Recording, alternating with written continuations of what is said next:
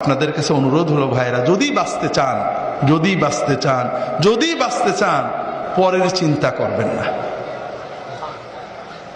ওই দল, ওই মত, ওই ব্যক্তি, ওই হুজুর অমুক খারাপ তমুক খারাপ, এই চিন্তা ব্রেনে আনবেন না। এগুলো আমরা করব, আমরা আপনাদের দিয়ে করাই আমাদের দল ভারী করার জন্য।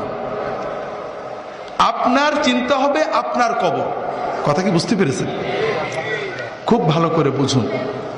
আমার জীবনে আল্লাহ তাআলা অনেক নিয়ামত দিয়েছেন, অনেক। এই নিয়ামতের কোনো শুকরিয়া করতে পারিনি। এমনকি আল্লাহর যে ফরজ নামাজ, এটাও মন দিয়ে পড়তে পারি না। 4 রাকাত নামাজ পড়তে কম্পিউটার স্পিডে পড়ি, 4 মিনিটও লাগে না। এর ভিতরেও 4000 কথা মনে হয়।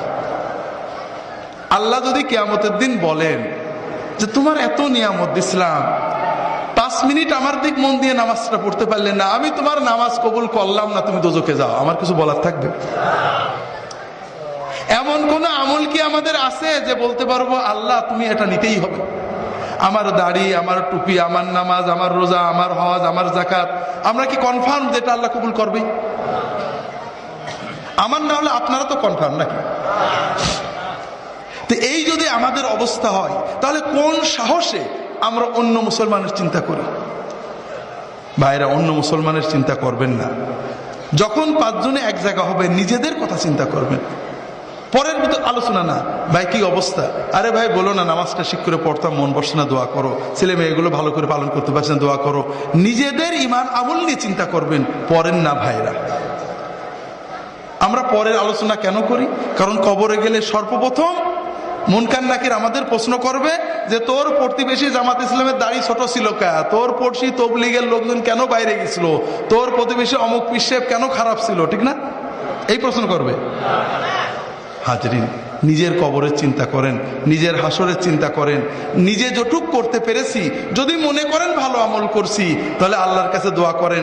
যদি দেখেন গুনাহ হয়ে গেছে, আল্লাহর কাছে দোয়া করেন, আল্লাহ আমার সামান্য আমল কবুল করো, গুনাহগুলো মাফ করো। আর তোমার নবীর উম্মত যত আছে, অমুক ভাই তমুক ভাই তমুক ভাই ভুলের ভিতরে আছে, আল্লাহ তাদেরকে হেদায়েত করে ভালো পথ দাও, তাদেরকেও মাফ করো।